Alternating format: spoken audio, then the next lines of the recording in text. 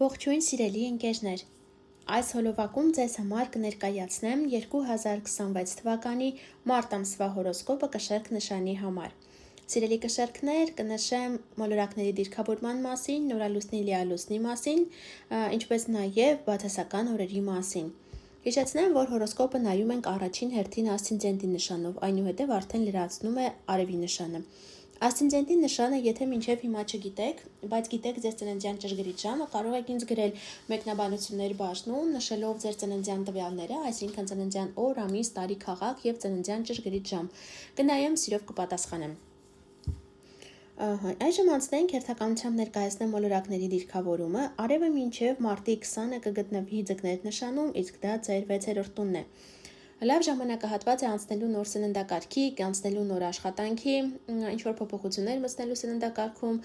ինչպես նաև եթե ցանկանում եք ընտանի կենդանի ունենալ, ապա դրա ձեռքբերման համար եւս շատ բարենպաստ ժամանակահատված է։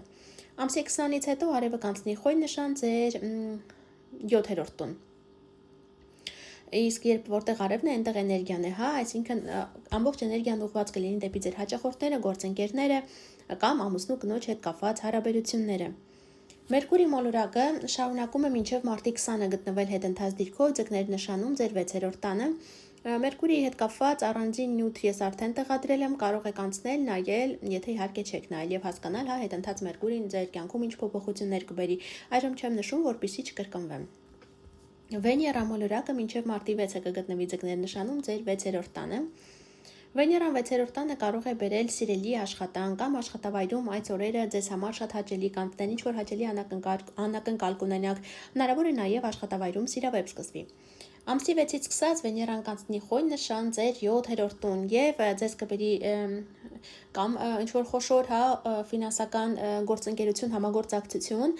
կամ հաճախորդները կշատանան կամ էլ ուղղակի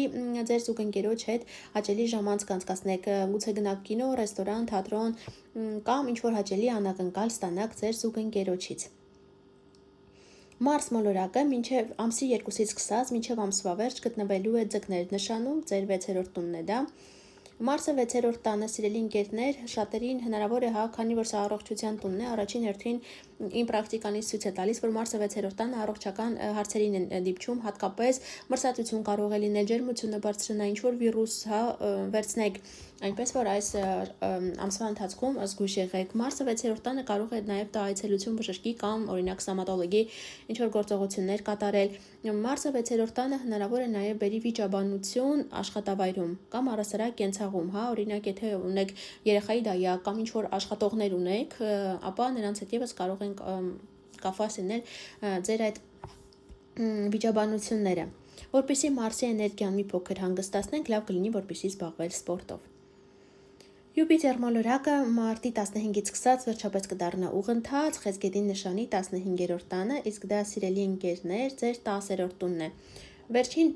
3-4 ամիսների ընթացքում միգուցե շատերի մոտ ինչ որ կարիերայում սպասողական վիճակ էր կարիերայի հետ կապված, բիզնեսի հետ կապված, բայց այս ամենը արդեն կանցնի կամ էլ շատերին եւս մեկ շանս էր Յուպիտերը տալիս, որպեսզի ունենաք ինչ որ հաղթանակ, հաջողություն կարիերայում։ Այնպես որ Յուպիտերը արդեն ուղընթաց է դառնալու եւ շատերին օգնելու է փոխելու իրենց ստատուսը, գուցե կարիերայում աճ, պաշտոնի բարձրացում, իհարկե ստատուսը պայմանավորված է նաեւ օրինակ ծնող դառնալու, ամուսնանալու հետ կապված, այդ ամենը բոլորը ստատուսի փոփոխություն է թոշակի գնալու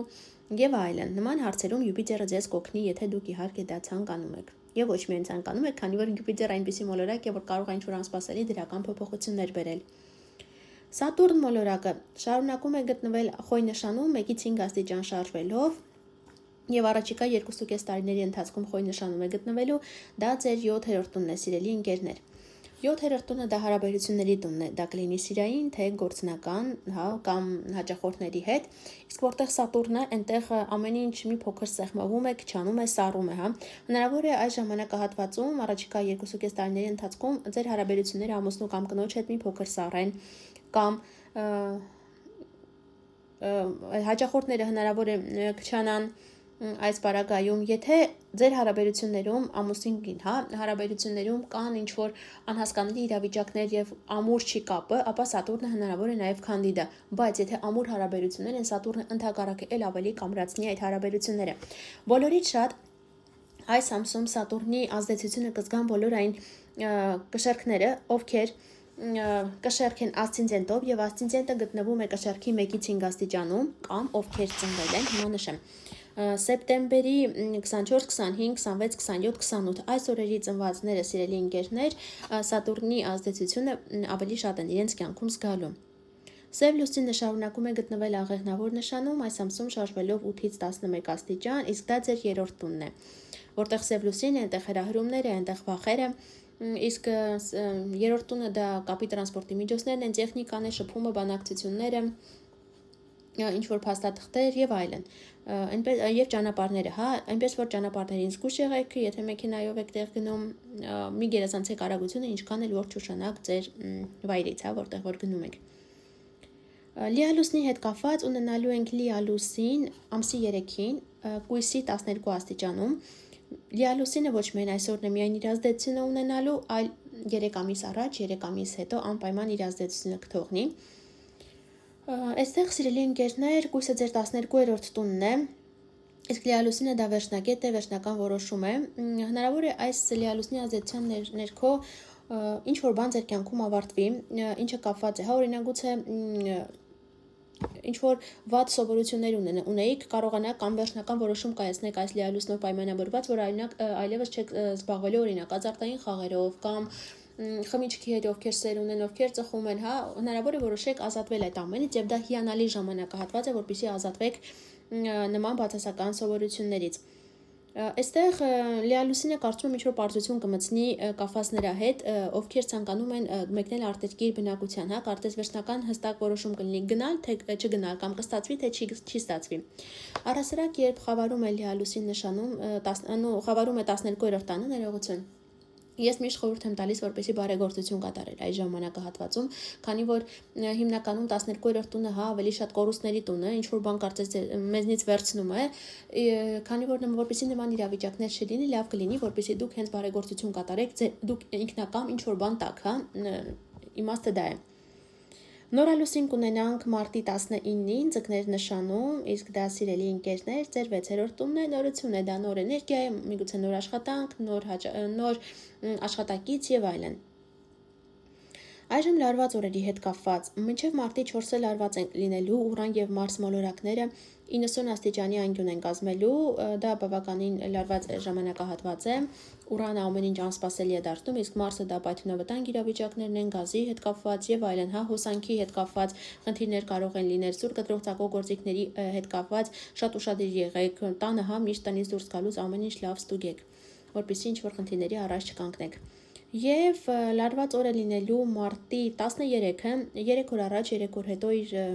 կունենա, հա, իր ազդեցությունը, Մարսը եւ Սև լուսինն են կազմելու 90 աստիճանի անկյուն։ Սև լուսինը գտնվում է ձեր 3-րդ տանը, իսկ Մարսը այդ ժամանակահատվածում գտնվելու է 5-րդ տանը։ Այստեղ ուզում եմ ասել, որ ձեր երեխաներին ասեք, որպեսզի զգույշ լինեն, քանի որ հավանականություն կա օրինակ կորցնելու իրենց համակարգիչը, հեռախոսը կամ դրան կարող է կոտրվեն։ Եթե ճանապարհ են գնալու, մեքենան հա վարում, ապա անպայման տեղեկացրեք, որպեսզի շատ զգույշ լինեն, քանի որ հնարավոր է ինչ-որ մեքենայի արագությունը գերազանցեն, ինչը որ խնդիրների հետագայում կարող է բերել։ Այսքանը կարծում եմ այս ամսվա հետ ինձ թվում է ամեն ինչ նշեցի, մի մոռացեք բաժանորդագրվել ալիքին, սեղմել զանգակի կոճակին, որ բաց չթողնեք գալիք ամիսների կանխատեսումները, իսկ եթե ցանկանում եք անհատական հորոսկոպ կամ անհատական տարրո կանխատեսում, կարող եք ինձ գրել Instagram-յան էջում անձնական նամակով։